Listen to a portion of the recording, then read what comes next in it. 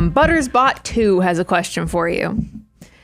He says, I just moved into a new home, and the repair and maintenance costs are already adding up. Oh, imagine that. Welcome to ownership. I was initially ambitious about trying to pay down the mortgage ASAP, but now I'm rethinking the strategy. If I am moving out of my house in 5 to 7 years, does it make sense to pay down the mortgage early, or should I just save and invest the extra cash? This is a loaded question, Bo. I'll let you, loaded. because he's actually not confusing, but when you think about the financial order of operations, he's got two different things being squeezed here.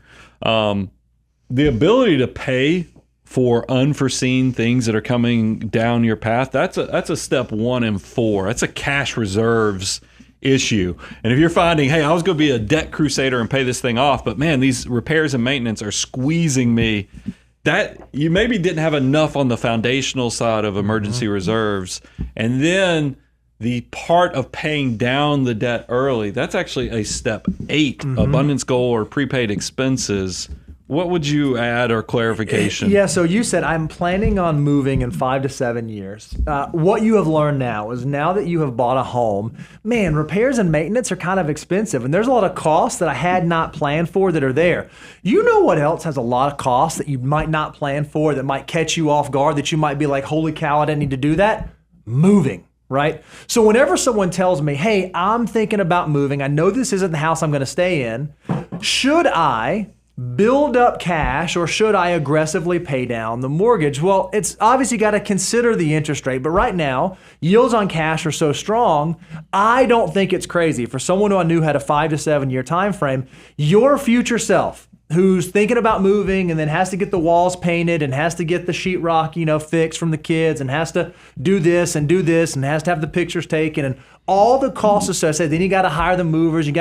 It might not be the craziest thing in the world planning for a move to have more liquidity available to you for all of those things, as opposed to just paying off and satisfying that debt. Because when you put the debt, or when you put the money into the house, yes, it saves you on interest expense. Yes, it allows you to build up equity. But the only time you get to access that is when you close on selling your current home. Or take debt. Or you go out and do a cash out refi or something like that. But you don't want to be doing that if you're about to buy another home and you want to have a new mortgage and that sort of thing. So in my experience, building cash for someone who's planning for a move often is more prudent and provides more options and flexibility than satisfying debt leading up to the move. So I'd start thinking through it in that realm. And liquidity, all asset ownership, liquidity is your friend, because things happen. Even in new homes, things happen, and having cash to be able to pay for that is certainly a valuable thing to have on your side. As an echo, there's a reason cash gets 2 steps in the financial order of operations. Cash is like the air we breathe. We all take it for granted until we go underwater.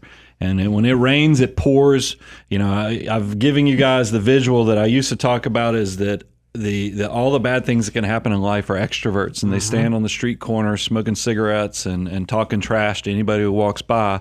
But it really goes back to, when it rains, it pours, is that not only will you lose your job, your portfolio will be down, your house, you'll no longer be able to sell it. All these things will happen at once, and the only thing that's going to get you through that is how much cash do you have in reserves to protect you. So don't overlook that. I know as us financial mutants, we look at cash and we think it's trash and we don't think it has an important part. It is serving a very important role in your wealth building journey. And here's another cool thing about it. If you have cash when nobody else has cash, it also is a contrarian wealth builder. Don't overlook that.